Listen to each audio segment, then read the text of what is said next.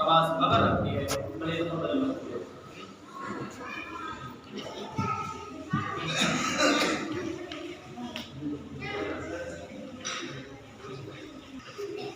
अस्सलामु अलैकुम वरहमतुल्लाहि वबरकातुहू। इन्नल हम्दुलिल्लाह नहमदुहु व नस्तईनुहु व यहदिल्लाहु फला मुदिल्ल लहु व मन युद्लिल फला हादिय लहु व अशहदु अन ला इलाहा इल्लल्लाहु वहदहु ला शरीका लहु व अन्ना मुहम्मदन अब्दुहु व रसूलुहु। या अय्युहल्लज़ीना आमनु तक़ुल्लाहा हक़्क़ तुक़ातिह व ला तमूतुन्ना इल्ला व अंतुम मुस्लिमून।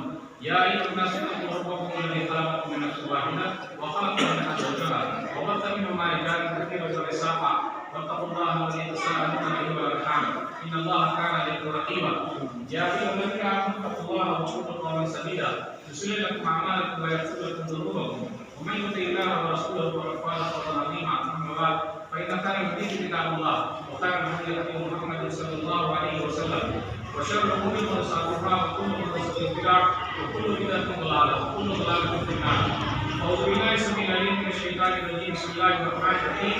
वला याकुल लहुम फ़ज़ल मिनकुम वस्साअति अन यु'तू उल क़ुरबा वल मसाकीन वल मुहाजिरीन फ़ी सबीलिल्लाह वलियअफ़ू वलियस्फ़हू वला तुहिब्बूना अन यग़फ़िरल्लाहु लकुम वल्लाहु गफ़ूरुर रहीम।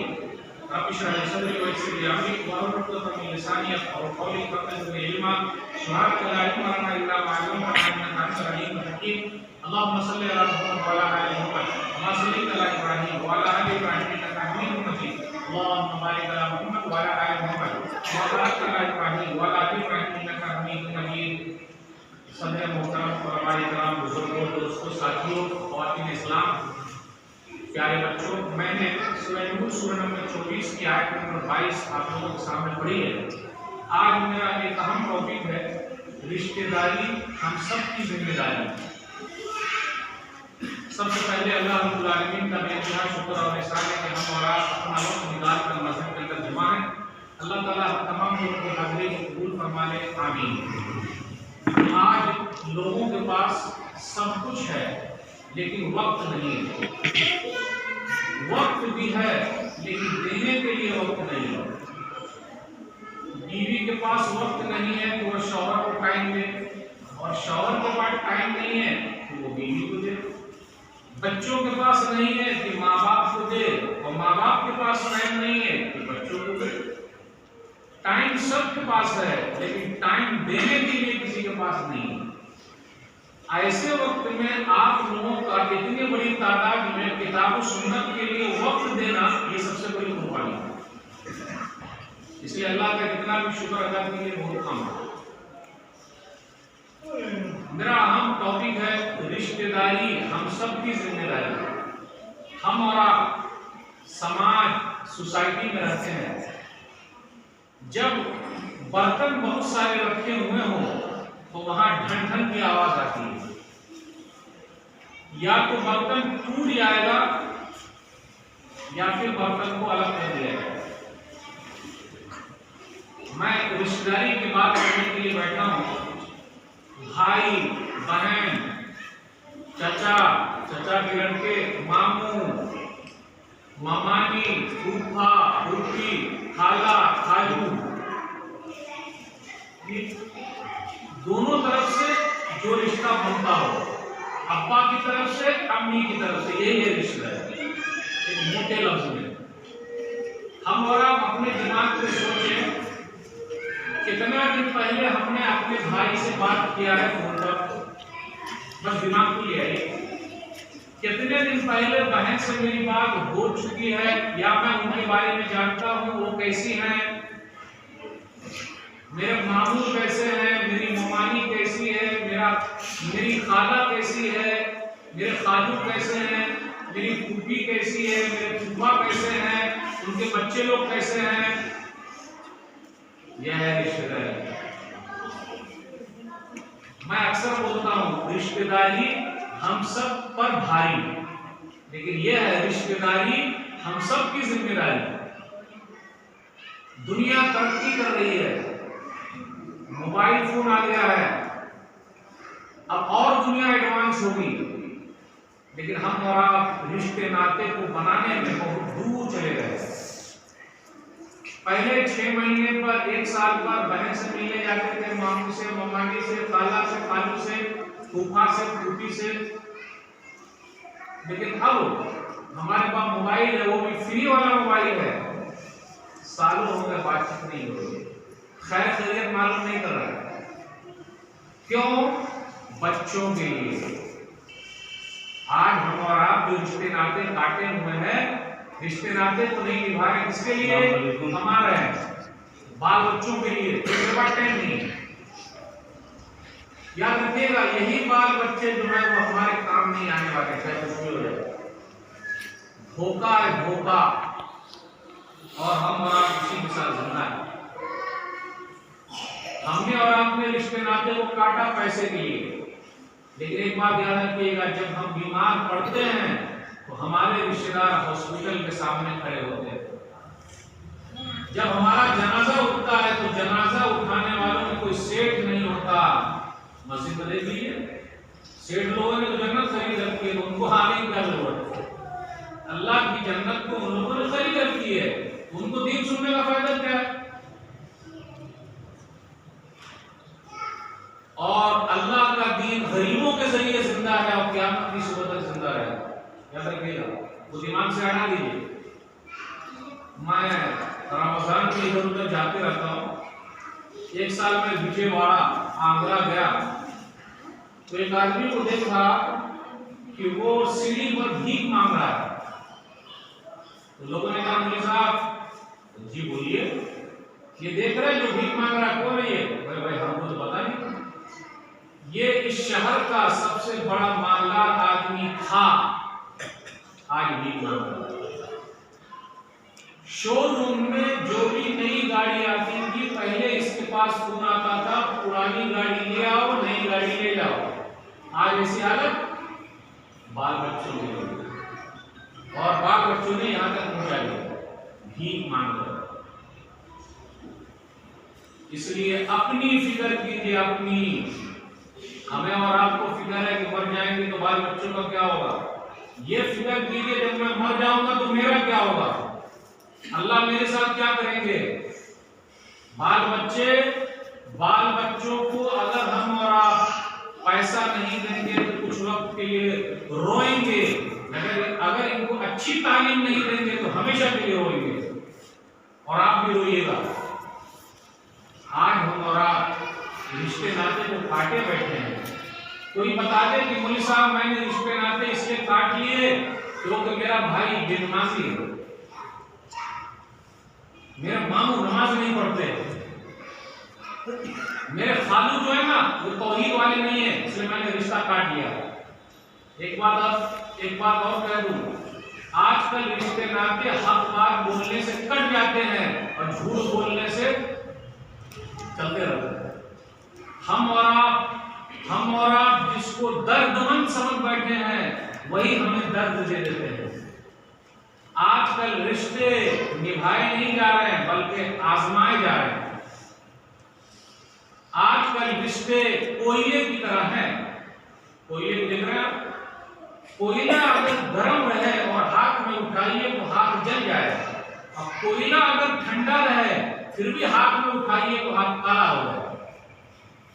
आजकल रिश्ते हवाई चप्पल की तरह हैं, साथ में तो हैं लेकिन पीछे से पूरे कपड़े को खराब करते हुए चल रहा है। यह है रिश्तेदारी, और ये चल रही है। ये सब के बावजूद भी रिश्ते नाते को काटना नहीं है, लेके चलना है, धो के चलना है, उठा के चलना है। ये अलग बात है कि जब शीशा टूट जाता है तो दोबारा जोड़ने में निशान आ जाता है, तो दिल अगर टूट जाता है तो दोबारा जोड़ने में निशान तो आ जाता है, लेकिन जुड़ा हुआ तो है। बहुत सारी हदीसें मेरे सामने है, मैं आपके सामने कोशिश करूंगा जो भी है वो देखा जाए। आदमी अपने खानदान, अपनी दौलत, अपनी शोहरत से बड़ा नहीं है। कोई कहते मेरा खानदान बड़ा है तो मैं बड़ा हूं, अल्लाह के यहाँ बड़ा नहीं है। दौलत है तो बड़ा है, अल्लाह के यहाँ बड़ा नहीं है। बेहतरीन है, बड़ा, अल्लाह के यहाँ बड़ा नहीं है। नबी सल्लल्लाहु अलैहि वसल्लम ने इरशाद फरमाया, मुस्लिम नंबर हदीस नंबर 23489, अला सुनो, ला फज़्ल लिअरबी अला अजमी वला अजमी अला अरबी वला यहमर अला अस्वद वला अस्वद अला अहमर इल्ला बित्तक़वा। किसी अरबी को किसी अजमी पर, किसी अजमी को किसी अरबी पर, किसी काले को किसी गोरे पर, किसी गोरे को किसी काले पर कोई फजीलत नहीं है। हाँ, लेकिन अल्लाह का डर रखो। आज हमारा खानदान को लेके चल रहा, मेरा खानदान, मेरी दौलत, मेरी शोहरत, मेरे रब के यहाँ इसकी कोई हैसियत नहीं। रिश्ते नाते को बचा के रखिए, बना के रखिए, निभा के रखिए। आज उसी के बारे में बात करनी है। आज हमारे और आपके रिश्ते जो बन रहे हैं, कुछ रिश्ते अक्सर मैं बात करता हूँ, 3 रिश्ते बनते हैं। एक है मजहबी रिश्ता, एक है मसलकी रिश्ता और एक है मतलबी रिश्ता। 3 रिश्ते हमारे साथ चल रहे हैं। मजहबी यानी एक आदमी है, उनके माँ बाप मुसलमान नहीं है लेकिन बच्चा मुसलमान हो गया, बेटी मुसलमान हो गई, बेटा मुसलमान हो गया, रिश्ता कैसे चलेगा? निभाना पड़ेगा। एक है मसलकी वाला, वो मेरे मसलक का, वो मसलक का, वो मसलक का, कैसे चलाना बोलिए। एक है मतलबी वाला, पैसे वाले को सब लोग सलाम करते हैं, अस्सलाम वालेकुम भैया, दादा, अस्सलाम वालेकुम बउआ, अस्सलाम वालेकुम, अस्सलाम वालेकुम शेख साहब। मेरे रब की यहाँ न सेठ की कोई अहमियत है, न दौलत की कोई अहमियत है, न चेहरे की अहमियत है, किसी चीज की अहमियत नहीं। अहमियत है तो दिल की अहमियत है, तकवा की अहमियत है। पैसा सब धरा का धरा ही रह जाएगा। तो आइए बात करते हैं। सबसे पहले रिश्तेदारी अगर बनी है मजहब की वजह से, यानी माँ बाप मुसलमान नहीं लेकिन बच्चे मुसलमान, तो माँ बाप अगर मुसलमान नहीं है, ये अगर हमारे पास है, हमारी जिम्मेदारी बनती है कि माँ बाप का ख्याल रखें। बहुत सारे लोग ऐसे हैं जो कलमा पढ़ लिए लेकिन उनके माँ बाप नहीं पढ़े, छोड़ देते, नहीं छोड़ना। हदीस के अंदर आया, सही बुखारी किताब में हदीस नंबर 5979, अस्मा रज़ियल्लाहु तआला अन्हा कहती हैं कि मेरे पास मेरी अम्मी आई और वो मुसलमान नहीं थी। तो जब वो आई तो कहा मेरे साथ अच्छा करो। आज देख लीजिए कितने लोग अपने माँ बाप के साथ कैसे हैं। जो अपने माँ बाप के साथ अच्छा नहीं है, उनकी औलाद भी उनके साथ अच्छा नहीं रहेगी। या अगर वो माँ बाप के साथ अच्छा है लेकिन उनकी औलाद अच्छी नहीं है, तो अल्लाह उनको आजमा। कितने लोग ऐसे भी हैं जो बोलते हैं मौलवी साहब मैं तो माँ बाप के साथ अच्छा था लेकिन मेरी औलाद मेरे साथ खराब है। तो आपके लिए इम्तिहान है, यानी अल्लाह ने इस तरह आपको आजमा कर कुछ और इनाम आपको देना चाहता है। लेकिन जैसे को तैसा। क्यों? बाप धूप में जलता है, बाप धूप में जलता है, माँ चूल्हे पर जलती है, तब औलाद पलती है। बहुत मुश्किल का काम है औलाद को पालना। फिर यही औलाद क्या बोलती है, अब्बा ने मेरे लिए क्या किया, अम्मी ने क्या किया, क्या किया बेटा जरा तू करके बता दे। अरे हम तो ये होते तो ये कर लेते। ऐसे 30 मार खा कितने आए और चले गए, कुछ नहीं कर पाए। रिश्ते नाते अगर माँ बाप की वजह से बन रहे हैं, मजहब की वजह से बन रहे हैं, तो माँ बाप का क्या करना। वो नबी सल्लल्लाहु अलैहि वसल्लम के पास आई अस्मा रज़ियल्लाहु तआला अन्हा ने कहा मेरी अम्मी मेरे पास आई हुई है, मेरी अम्मी चाहती है कि मैं उनके साथ अच्छे तरीके से रहूं, मेरी अम्मी मुसलमान नहीं है।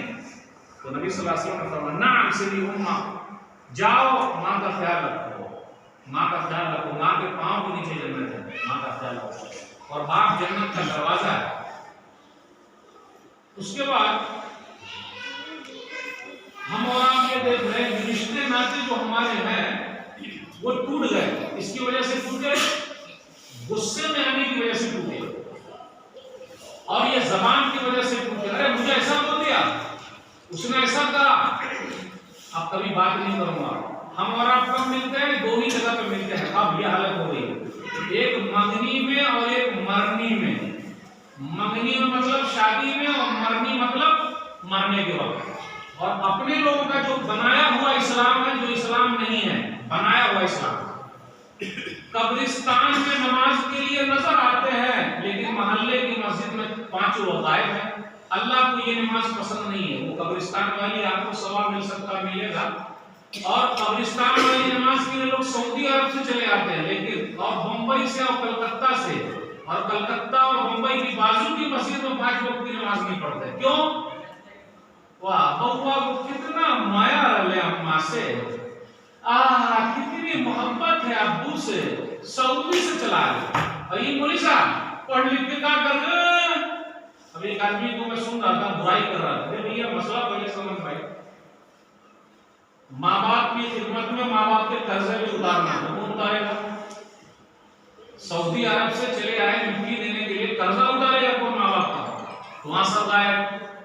माँ बाप का लैपटॉप लेना हो, दौलत लेना हो तो आ जाए, और कुर्ता देना हो तो पुलिस आपके पास चला जाए, या साड़ी पुलिस आपकी बीवी पहने।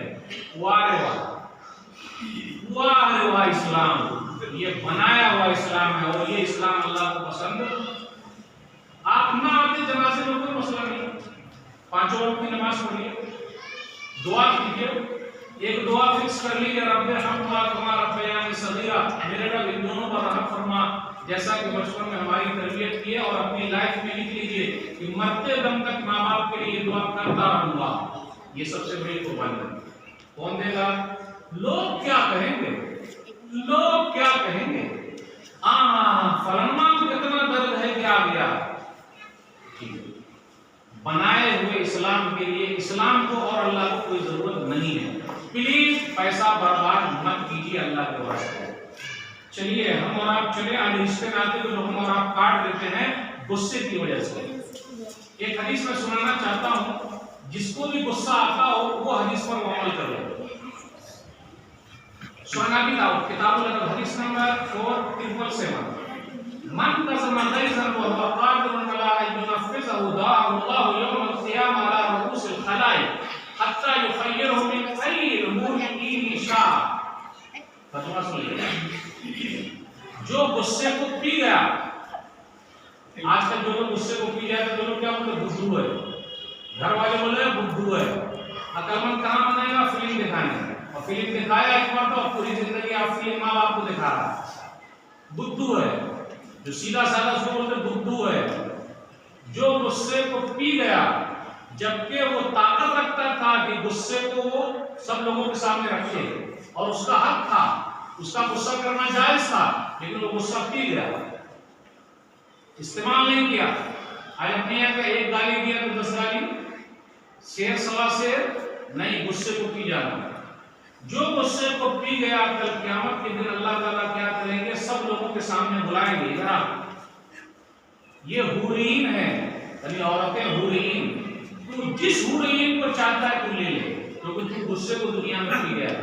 तो अगर आपको एक अलग औरत चाहिए जो अपनी बीवी से हटके है, तो गुस्से को पी जाइए, अल्लाह का इनाम ले लीजिए। ये बड़ा काम है, लेकिन हर एक दिवस के बाद वो भाई मुझे तो बर्दाश्त नहीं होता। आजकल लोगों से पूछिए क्या मालूम? बर्दाश्त नहीं होता। अरे भाई बर्दाश्त करना ही इस्लाम है। बर्दाश्त नहीं होता तो गलत चीज को क्या है, उसी को तो बर्दाश्त करना है, वरना सही चीज को क्यों बर्दाश्त करना है? सही चीज पर गुस्सा कहां से आएगा? गलत चीज पर गुस्सा आता है। बर्दाश्त हमारे और आपके यहाँ गुस्सा है, और मसला है लेन देन वाला मसला बहुत चलता है, और उसके लिए झगड़ा होता। लेन देन वाला हर घर की कहानी है, जमीन वाला झगड़ा, इसीलिए भाई भाई में खूना खूनी है, भाई भाई में केस है, बहन बहन में सब में मुंह गुलगुल है, चचा भतीजे का झगड़ा है, और बाप को भी बंदूक से मार दिए। कहीं कहीं आपने सुना होगा, कहीं कहीं आपने सुना होगा कि बेटे ने पापा को गोली मार दी, बुढ़ा मरता नहीं जल्दी, या बुढ़े ने एक को दे दिया और हमको नहीं दिया जमीन के लिए। एक ऐसी हदीस सुन लीजिए कि हक आपका है, हक आपका है, जमीन आपकी है। सुन लीजिएगा, हक आपका है, जमीन आपकी है, हिस्सा आपका है। लेकिन नबी सल्लल्लाहु अलैहि वसल्लम क्या बताते हैं?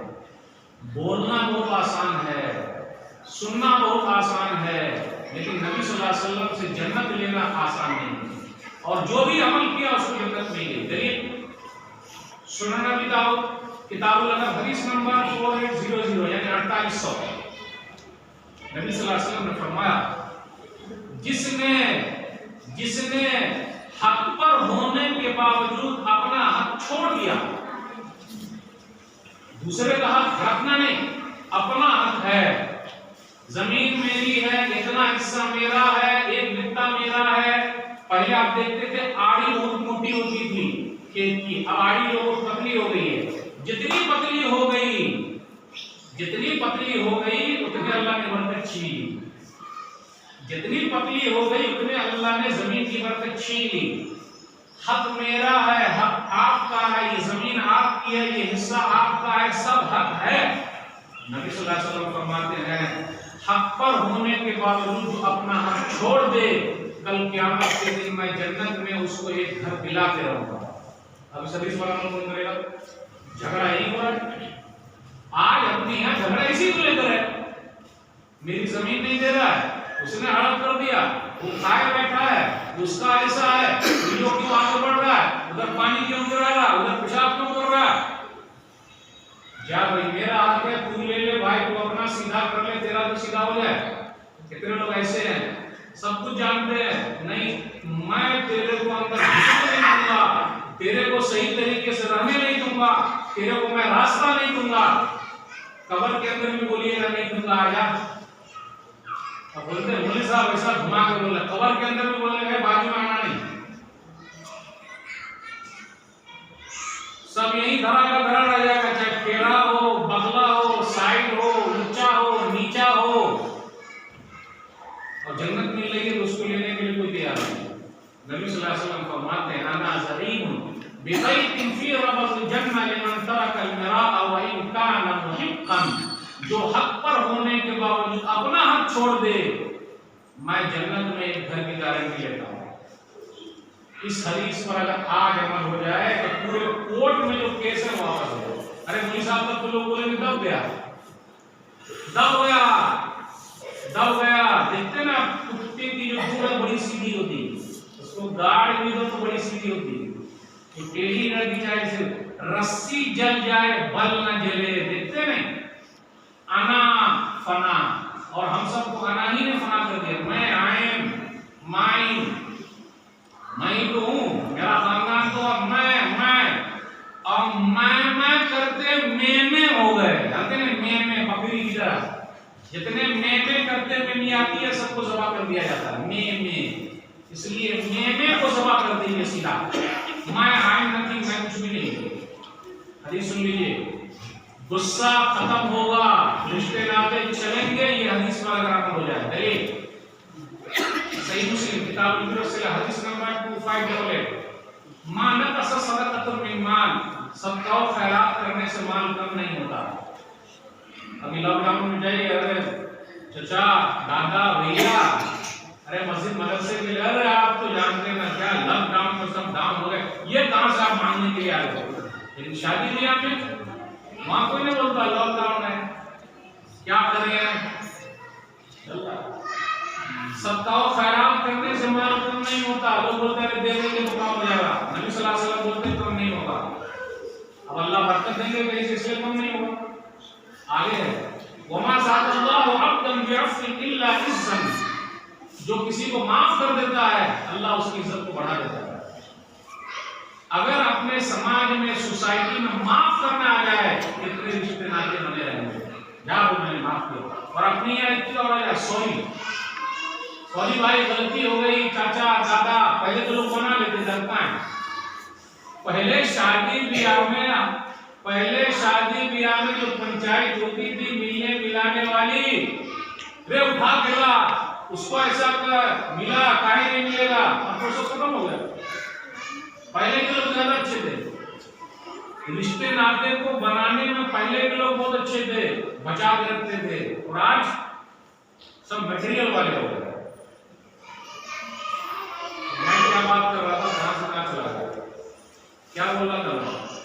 हाँ हदीस सुना, माफ करना, सॉरी एक ऐसा लफ्ज है, अगर हम बोलते माफ करना तो हम दिल में उतर जाते हैं, यार माफी मांगने को क्या। कितने लोग ऐसे माफ नहीं बोलते। जो लोग ये दिमाग में रखते हैं मैं कभी माफ नहीं कर सकता, बताते रहूंगा और बदला उसने लिया और देते रहूंगा, जिसकी लाइफ में है माफ करना, अल्लाह उनकी इज्जत को बढ़ा देता है। और जिसने कहा मैंने माफ नहीं करना, तो मेरा रब भी बोलता हमने भी माफ नहीं करना। हमारा शरीर का क्या पढ़ते, अल्लाहुम्मा इन्नका अफ़ुव्वुन तुहिब्बुल अफ़्व फ़अफ़ु अन्नी। अल्लाह तू माफ करता है, माफी को पसंद करता है, मुझे माफ कर दे। तो अल्लाह बोलते पहले आपस में तो माफ करो, आपस में माफ करो। तो जो भी किसी को माफ कर दिया तो सॉरी लफ्ज बोल रहा था मैं माफ, ये अगर डॉक्टर साहब बोलते सॉरी तो इसका मतलब है दुनिया से चला जाओ। डॉक्टर साहब ऐसे बोलते प्यारे अंदर सॉरी भाई साहब, यानी मतलब हो गया, अब डेथ हो गई, कुछ नहीं कर सकते।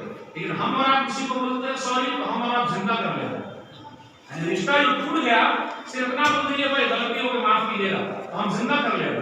लेकिन डॉक्टर ने कहा सॉरी तो इसका मतलब वो मर गया, लेकिन हमने बोल दिया सॉरी तो इसका मतलब हमारा रिश्ता जो मुर्दा हो गया था वो जिंदा हो गया, बस इतना बोल दीजिए। आगे नबी सल्लल्लाहु अलैहि वसल्लम ने फरमाया, अब यहाँ देखिए इस हदीस को गौर कीजिएगा, पहले माल का लफ्ज आया और माल के बाद माफी का लफ्ज आया, इसका मतलब ज्यादा झगड़ा माल की वजह से होता है। पूरा झगड़े का जड़ पैसा ही है। माँ बेटे का झगड़ा पैसा, बाप बेटे का झगड़ा पैसा, भाई भाई का झगड़ा पैसा, पड़ोसी पड़ोसी का झगड़ा हसद जलन पैसा, जो ना करे बापू भैया वो करे रुपया, सबसे बड़ा है पैसा पीर, पैसा ही सबसे बड़ा पीर है। इसलिए इस हदीस में गौर कीजिए, पहले माल आया माल, और माल के बाद आया माफी, फिर उसके बाद आया वमा तवाज़ा लिल्लाह इल्ला रफ़अहुल्लाह, जो अल्लाह के लिए झुकेगा अल्लाह उसको उठा लेगा। आज अपने समाज में झुकना नहीं, झुकने का मतलब क्या होगा, दब गया। और कभी भी जब झुकने का ये हो तो इस हदीस पर अमल कीजिएगा, तो जब आप अल्लाह के लिए झुकिएगा तभी अल्लाह आपको उठाएगा। दूसरों की वजह से झुकिएगा तो कुछ नहीं होता। और कभी भी जो आदमी पहल करता है, सलाम पहले करता है, मिल लेता है और हर चीज में आगे रहता है, अल्लाह उसकी इज्जत हमेशा, क्योंकि अल्लाह ही हाथ में इज्जत होती है, दुनिया में कोई कुछ नहीं कर सकता। इसलिए इस हदीस के अंदर पॉइंट याद रखिएगा, पहले माल, उसके बाद माफी, उसके बाद झुकना। ये पूरा झगड़ा माली को लेकर है और रिश्ते नाते इसी पर कट रहे हैं। अगर हम और आप अपनी जिंदगी में माफी ले आए, हम और आप अपनी जिंदगी में जरा अकड़ जो है ना, अकड़ को पकड़ ले, वरना याद रखिएगा अकड़ में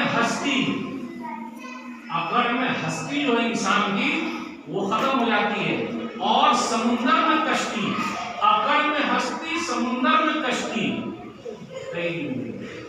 इसलिए जो अकड़ पकड़ सबको खत्म कर दो भाई, अल्लाह के लिए झुका खत्म भाई, माफ झगड़ा करता है।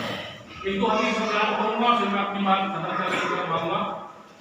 असल में क्या हो रहा, बराबरी वाला काम करना ये रिश्ता नाता जोड़ना नहीं है। बराबरी, चाय पिलाया मैं भी पिलाया, ईद के दिन आप मेरे यहाँ खा लीजिए, आपके यहाँ खाया, ये नहीं, ये भूल जाइए, ये रिश्ता ना करना।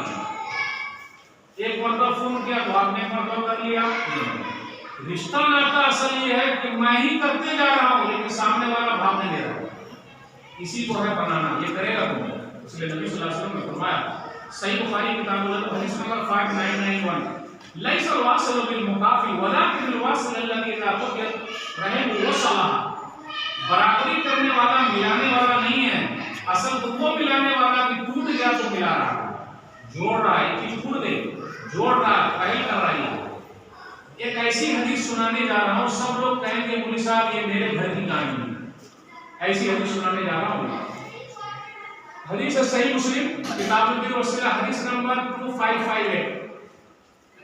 अबू हुरैरा रज़ियल्लाहु तआला अन्हु कहते हैं कि एक आदमी नबी सल्लल्लाहु अलैहि वसल्लम के पास आया और कहा, इन्ना ये क़राबतन असलुहुम व यतऊनी व अहसनु अलैहिम व युसीबूना इलैया व अहलु अन्हु व यजहदूना अलैया। नबी सल्लल्लाहु अलैहि वसल्लम सुन लीजिए, मेरे चंद रिश्तेदार हैं, मैं सटता हूँ वो हटते हैं। सवाल ये तो मेरे साथ ऐसा हो, मैं सटता हूँ वो हटते हैं, मैं मिलूंगा नहीं, बात नहीं करना, जाऊंगा नहीं, आऊंगा नहीं, लेकिन मैं सटता हूँ वो हटते हैं। और लोग सटने को समझ रहे कमजोरी, कमजोरी नहीं, उसका अखलाक अच्छा है, वो प्यारे नबी सल्लल्लाहु अलैहि वसल्लम की बात पर अमल कर रहा है। तो उस आदमी ने कहा मैं सटता हूँ वो हटते हैं, नंबर 1। नंबर 2, मैं क्या करता हूँ, माफ करता हूँ लेकिन वो कभी माफ नहीं करता। मैं अच्छे तरीके से उनके साथ रहता हूँ लेकिन वो हमेशा मेरे साथ बुरा करता है। 3-4 बातें क्या कहा, मैं सटता हूँ वो हटता है, मैं अच्छा हूँ वो बुरा है, मैं माफ कर देता हूँ लेकिन वो कभी माफ नहीं करता। आगे हदीस सुनिए, उसमें ये पूरा मसला उसी में है। नबी सल्लल्लाहु अलैहि वसल्लम ने फरमाया, तुम जो बात कर रहे हो, अगर तुम अपनी बात कहने में सच्चे हो तो सुन लो, फकअन्नमा तुसिब्बुहुमुल मल्ला वला यज़ालु माअका बिल्लाहि ज़हीरुन लिकादुन अला ज़ालिक। तुम जो बात कह रहे हो, अगर यही बात सही है, तुम सकते हो, वो हटता है, तुम ही आगे बढ़ रहे हो, तो सुन लो, तुम उसके मुंह में राग डाल रहे हो। और जब तक तुम ऐसे रहोगे, यानी तुम सट रहे हो, वो हट रहा है, वो हट रहा है, तुम बनाना चाहते हो, वो काटता है, एक फरिश्ता तुम्हारी मदद में लगा रहेगा। ये भी स्पेशल फरिश्ता है जो हमारे साथ हमारी मदद में लगा हुआ है, लेकिन हम और आप उस बेचारे फरिश्ते को अपने साथ रखने के लिए तैयार नहीं। लेकिन जिसने भी इस हदीस पर अमल कर लिया, वो सट रहा है, वो हट रहा है, ये सट रहा है, वो हट रहा है, ये सट रहा है, वो काट रहा है, ये जोड़ रहा है, वो काट रहा है, ये जोड़ रहा है, वो माफ करता है, ये माफ नहीं करता, वो माफ नहीं करता, ये माफ कर रहा है। एक फरिश्ता आपकी मदद के लिए लगा हुआ है। जब अल्लाह का फरिश्ता हमारी मदद में लगा हो, तो दुनिया की कोई ताकत है जो हमें नीचा कर सकती है? यह है रिश्तेदारी। अब ऐसी रिश्तेदारी को बना के रखना कितना बड़ा काम है। क्या बताऊं रिश्तेदारी का मसला क्या है? रिश्तेदारी का मसला यह है कि 3 चीजें पैदा होती है अगर हम और आप रिश्ते नाते को बनाते हैं। नबी सल्लल्लाहु अलैहि वसल्लम ने फरमाया, सुनन तिरमिज़ी किताब अल-फिक्र हदीस नंबर 1979, ताल्लमु मिन अंसाबिकुम मा तसलूना बिही अरहामकुम। लोगों, रिश्ते नाते को ढूंढो, इल्म हासिल करो, तुम्हारे रिश्तेदार कहाँ हैं, दादा की तरफ से कौन है, अब्बा की तरफ से कौन है, नाना की तरफ से कौन है, अम्मी की तरफ से कौन है, इल्म हासिल करो, जानकारी हासिल करो। इसके 3 फायदे हैं। नंबर 1, फ़इन्न सलम रहीम में महब्बतुल फिलाल, रिश्ते नाते को बचा के रखना, मोहब्बत पैदा करना है। नंबर 2, मसराफिन फिल माल, माल में ज्यादती हो जाएगी। आज हम और आप रिश्ते नाते को काटेंगे माल की वजह से, तो ज्यादा सकेंगे, वो मांग लेगा तो मसला हो जाएगा, इसलिए काटते रहो। लेकिन माल में जिसको भी ज्यादती चाहिए, मालदार बनना चाहता है, तो रिश्तेदारों का ख्याल रखो। नंबर 3, मनसाकुन फिल असरी, लंबी उम्र जो चाहता है वो चाहिए कि रिश्तेदारों का ख्याल रखे, भाई का, बहन का, फिर इसी तरह चचा का, चचा के बच्चों का, मामू के बच्चों का, खाला का, खाला के बच्चों का, फूफा का, फूफी का, उनके बच्चों का, सबका ख्याल रखे, लंबी उम्र मिल जाएगी, आदमी मालदार हो जाएगा। अब एक हदीस मुझे और भी ऐसी मिली, जो आदमी चाहता है कि बुरी मौत से बच जाए, उसकी मौत एक्सीडेंट हो गया या कहीं कुछ है, जल के मर गया, एकदम मौत आ गई, बुरी मौत से जो बचना चाहता है वो रिश्तेदारों का ख्याल रखे। चलिए, मुस्नद अहमद हदीस नंबर 1213, नबी सल्लल्लाहु अलैहि वसल्लम ने फरमाया, वलिफा उम्मीदतुस्सू, जो बुरी मौत से बचना चाहता है, फलियत्तकिल्लाह, अल्लाह से डरे, वलियसिल रहमा, और रिश्ते नाते का ख्याल रखे। रिश्ते नाते को बचा कर रखे, भाई को, बहन को, सबको मिला के रखे।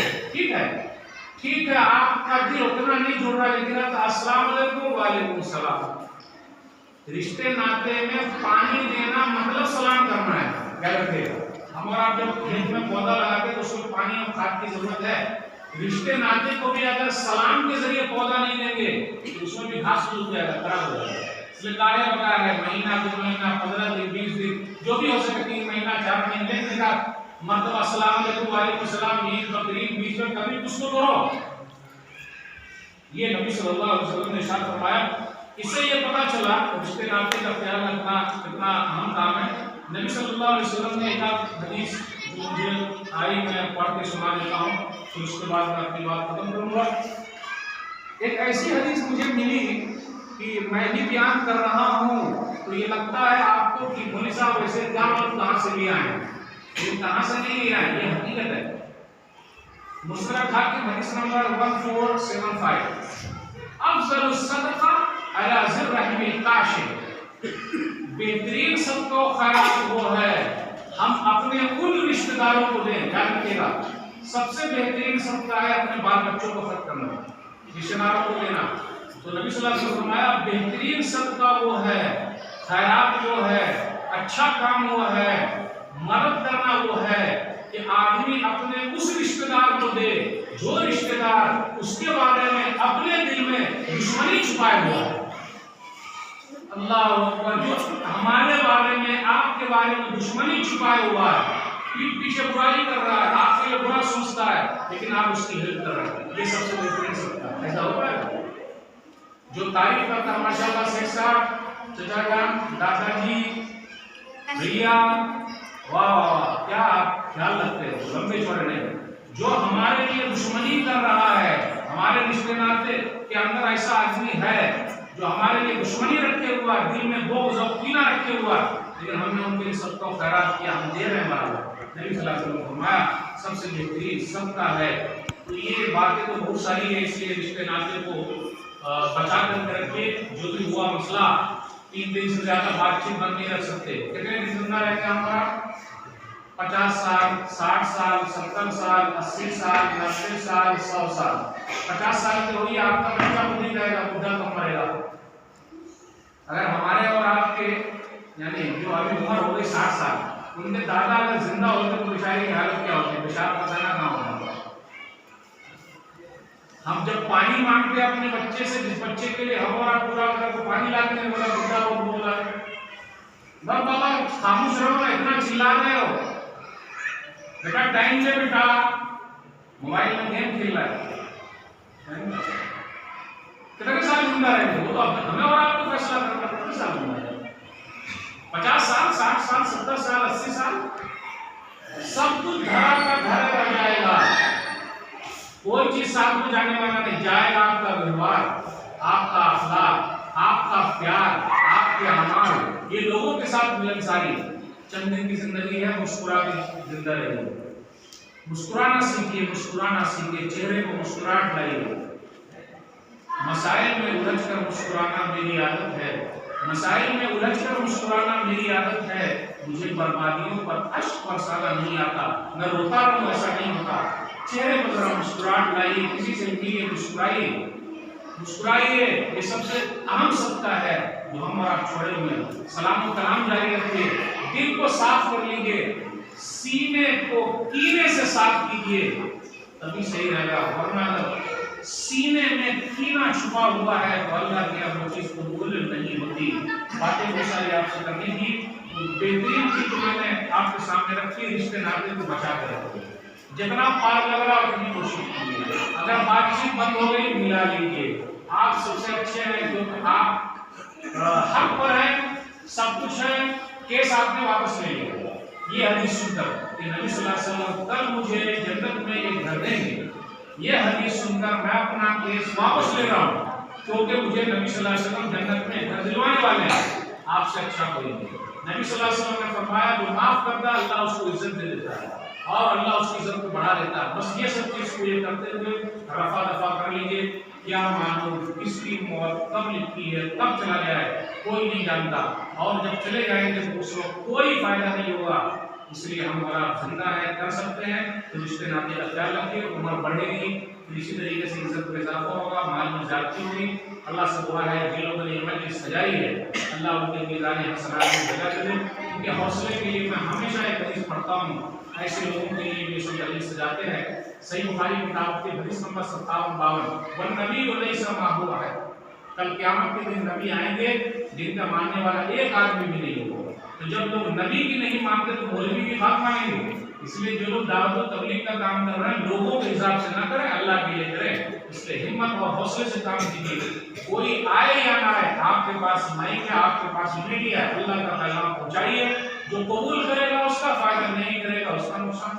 अल्लाह से दुआ है अल्लाह ताला हम लोगों को कहने सुनने से ज्यादा अमल के तौफीक दे। इंशाअल्लाह फिर मुलाकात होगी, किसी और मुनासिबत से आपसे बात होगी। अस्सलाम वालेकुम व रहमतुल्लाहि व बरकातहू।